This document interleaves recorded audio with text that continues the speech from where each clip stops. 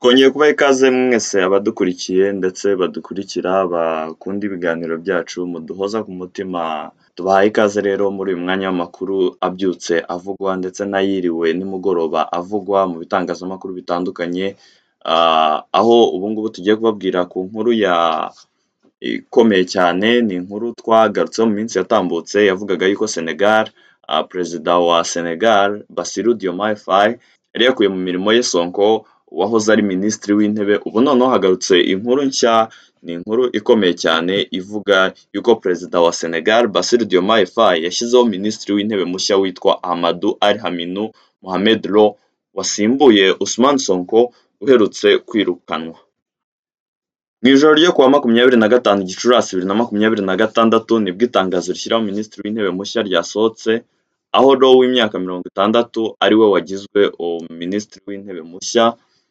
Lo w'imyaka 60 ni umuhanga mu by'ubukungu, amabanki no mu by'imari, aho muri Mata 2024 yagizwe umunyamabanga mukuru wa guverinoma ya Senegal.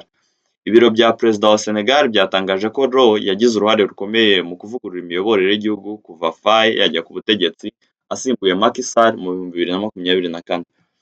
Muri Mata 2025, Lo yazamuwe mu ntera agirwa minisitiri w'ibiro by'umukuru w'igihugu ushinzwe gusuzuma no kuyobora imishinga ijyanye n'icyerekezo cya Senegal cya 2050. Lo yatangaje ko mu nshingano nshya yahawe afite ibibazo byihutirwa agomba gukemura, birimo ingaruka intambara yo mu burasirazuba bwo hagati iri kugira ku bukungu bwabo, izamuka ry'ibiciro by'ibiribwa n'umwuka mubi uri mu baturage. Uyu munyapolitiki ni inshuti ikomeye ya perezida Faye, batekereza ko yahawe inshingano kubera uyu mubano, yagize ati inyungu z'igihugu gusa nizo zituma perezida wa repubulika afata icyemezo. Ousmane Sonko wahoze ari inshuti magara ya perezida Faye yakuwe ku mwanya wa minisitiri w'intebe ku wa 22 Gicurasi, nyuma y'iminsi havugwa umwuka mubi hagati yabo waturutse kutumvikana mu buryo bwo kuzahura ubukungu bw'igihugu kigowe n'amadeni. Sonko uyobora ishyaka rya PASTEF riri ku butegetsi yaciye amarenga ko mu gihe azaba atakiri ku mwanya wa minisitiri w'intebe azahangana na perezida Faye. Abashyigikiye umukuru w'igihugu bamwamaganiye kure. Nyuma yaho tariki ya 24 Gicurasi, El Malick Ndiaye yeguye ku mwanya wa perezida w'inteko ishinga amategeko ya Senegal, bivugwa ko Sonko ashobora kumusimbura maze akifashisha uyu mwanya mu kugamburiza umukuru w'igihugu.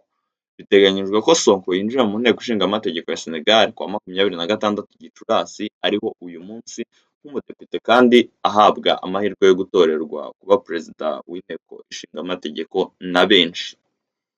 Abasesengura politiki ya Senegal bagaragaza ko Sonko abaye perezida w'inteko ishinga amategeko, kwitambika imishinga ya perezida Faye byajya byoroha kubera ko ishyaka PASTEF afitemo benshi bamushyigikiye rifite ubwiganze busesuye mu nteko ishinga amategeko. Izi mpaka zose rero n'ibindi byinshi byagiye bivugwa mu minsi yatambutse guhera mbere y'iyi tariki, aho umukuru w'igihugu Bassirou Diomaye Faye yari asigaye avuga, ariko minisitiri w'intebe akongera akajya mu bitangazamakuru akajya kuvuguruza ibyo umukuru w'igihugu yatangaje.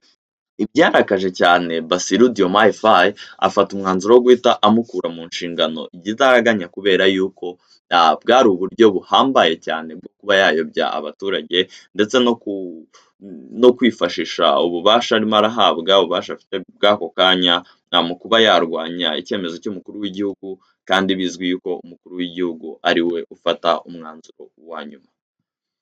Mu yandi makuru kandi ni amakuru akomeye cyane agenda acicikana mu bitangazamakuru bigiye bitandukanye, ni amakuru ari kuvugwa hagati ya Leta Zunze Ubumwe za Amerika ndetse na Iran, aho ingabo za Amerika zagabye ibitero mu majyepfo ya Iran bigamije gusenya ibigo birasirwamo za misile n'ahari ubwato bwegereye inzira ya Hormuz, hagamijwe gukumira ko hari ibindi bitero byagabwa ku ngabo za Amerika.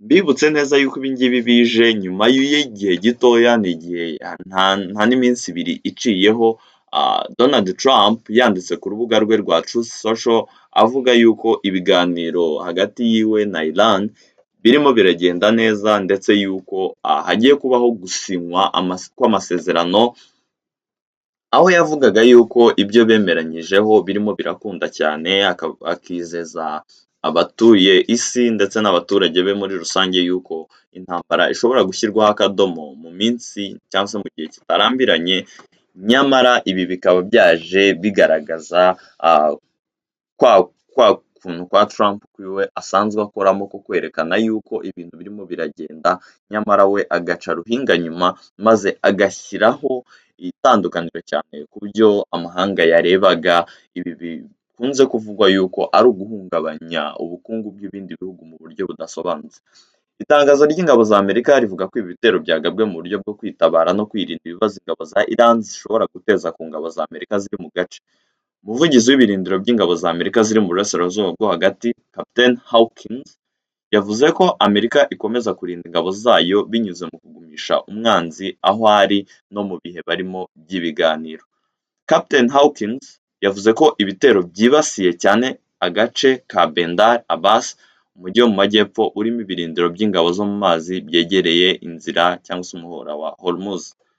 Ibitangazamakuru bya Iran byatangaje ko habayeho guturika gukomeye ndetse abayobozi bo muri Bandar bari gukora iperereza rikomeye ku byangiritse ndetse banamenya ubundi buryo bushyashya bwa defense.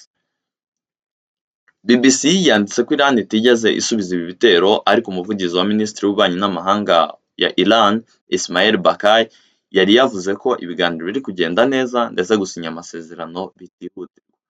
Nyuma y'ibi bitero, Minisitiri w'Ububanyi n'Amahanga wa Amerika, Marco Rubio, yatangaje ko gusinya amasezerano bigishoboka ndetse ko kuwa 26 Gicurasi abitabira ibiganiro ku ruhande rwa Iran bahura na Minisitiri w'Intebe wa Qatar aho ibi biganiro bizabera. Ati tuzareba niba hari intambwe yaterwa, ndibwira ko hari ibintu byinshi bikiganirwaho ngo abantu babyumve kimwe ku mushinga w'ibanze, rero bizafata iminsi. Yavuze ko Perezida Trump nawe yiteguye gusinya aya masezerano. Intambara ya Amerika na Iran yatangiye ku 28 Gashyantare, yateje ingaruka z'ubukungu ku isi kuko yafunze inzira inyuzwamo 20% bya peteroli ikoreshwa ku isi buri munsi.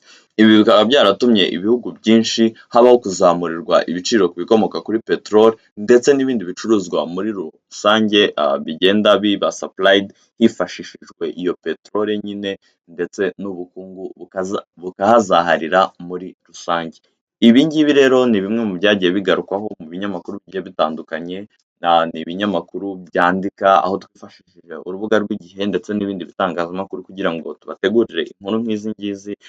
Ni inkuru mukomeza kugenda mukurikira, tubasaba ngo mukomeze kudushyigikira, ibitekerezo byanyu ku by'iyi ntambara birakenewe cyane, mukomeze kubana natwe no mu yandi makuru agiye atandukanye tugenda tubategurira.